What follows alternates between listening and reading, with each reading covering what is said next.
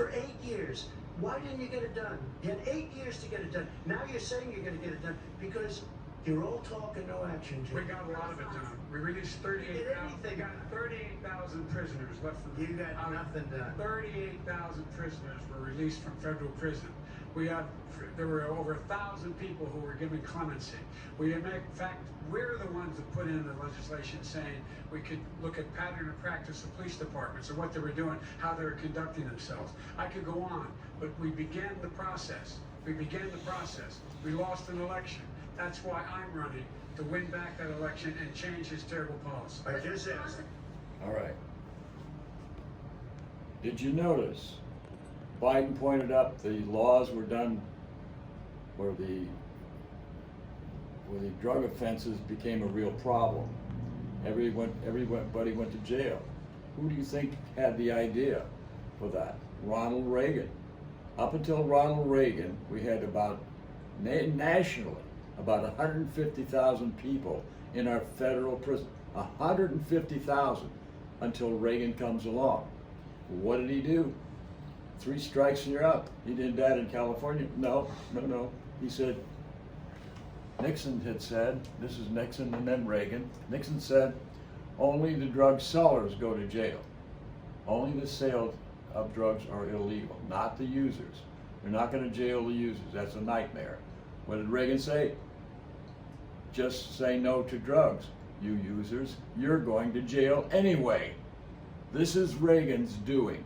And Biden got caught up with all these other people going along with Reagan, who was a very popular president, wrongly in my opinion, but he's the one that caused this whole drug. We were at 2.5 million people, mostly for drug offenses today. Not 150,000, 2.5 million. It costs, I believe, around $80 billion a year just to put him in jail and hold him for 1 year, every year. 80 billion, and it's drug related. So Biden's, my honest opinion, got it right. Trump's not wrong, it's just that he doesn't understand what and why, and he's not looking back at his own Republican Party who went along with this crap. So this is why people, this is really why Biden knows what he's talking about and Trump doesn't. Well, the fracking thing is really kind of a red herring. The fracking thing did help an industry in the north, in the Dakotas. They were producing oil up there, and the price was falling. But the Saudi Arabians proceeded to lower their oil price. They lowered it so low that I think at one point we were like at $1.75 on gasoline for filling our cars. Who made that happen? Not the fracking industry. Saudi Arabia made that happen.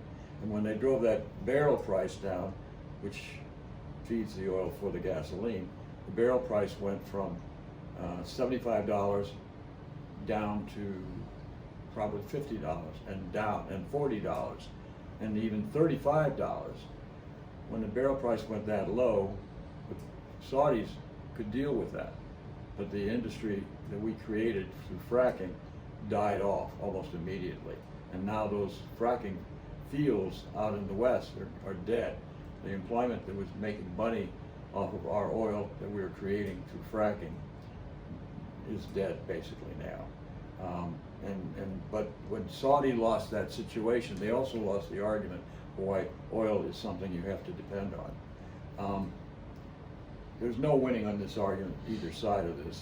Biden can say he said this for the federal lands. Trump says he said that we neutralized the cost of oil. It's true. All these things are true, but they're irrelevant. Oil is dead. Saudi Arabia is nearly dead. And when hydrogen and electric becomes finalized as to which one's going to win the argument, that's going to be the better argument. So I want to thank you all for watching and enduring all of this. We're going to try to edit this down to a smaller amount, I imagine. But it is a long thing. You saw the debate on your own probably, but if you didn't, you'll see it in the context of The Edge.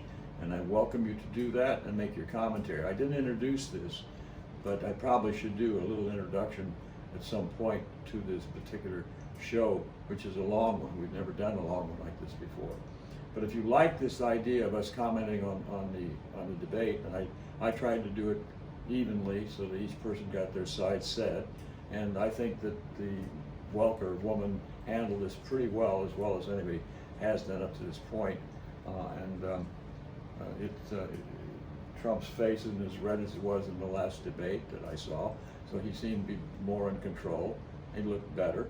I hope his wife is well. I hope he doesn't have a reoccurrence of the virus. And we're there. So we're going to vote in November 3rd or sooner. A good friend of mine just voted today. There's early voting. Get out there and vote and let people know what you think and who you're for and whatever. By the way, in the Florida vote, I'm recommending Amendment 3. I'm not recommending individuals. I'm recommending Amendment 3. What is Amendment 3? Amendment 3 is the thing that allows all people to vote in all elections. Party elections are no longer going to be excluded just to party people. They can have a Democratic primary or a Republican primary, but it has to be open to individuals of all stripes. They can't be excluded. And essentially that's what I think we need to do.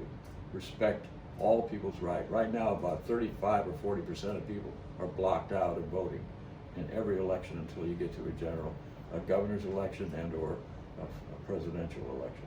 But thanks for watching. I like your thoughts. I saw some of you people making comments, both positive and negative, and several negative actually. But nonetheless, I want your thoughts, even if they're negative. Have a good night, and let's have a good nation. Thank you.